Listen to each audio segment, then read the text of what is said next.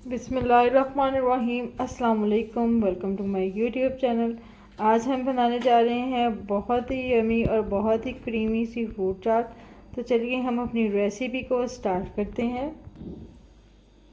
First of all हम एक बड़े से और प्यारे से बॉल में 3 एप्पल्स को क्यूब्स में कट करके हम इसको ऐड करेंगे।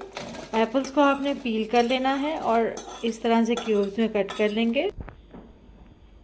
अब हम इसमें ऐड करेंगे 6 बनानास को भी हमने क्यूब्स में कट कर लिया है। हाफ कप इसमें अनार जाएंगे। 1 कप हम इसमें मेलन ऐड करेंगे। हाफ कप इसमें जाएंगे पाइनएप्पल क्यूब्स।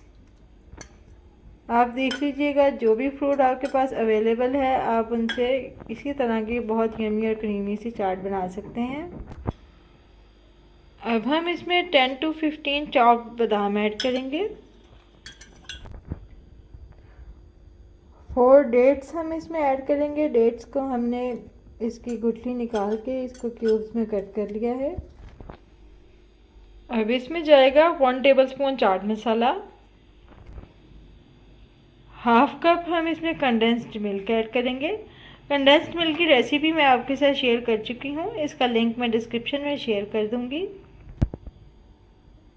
इन सब चीज़ों को हम बहुत अच्छे से स्पैचुला से मिक्स कर लेंगे।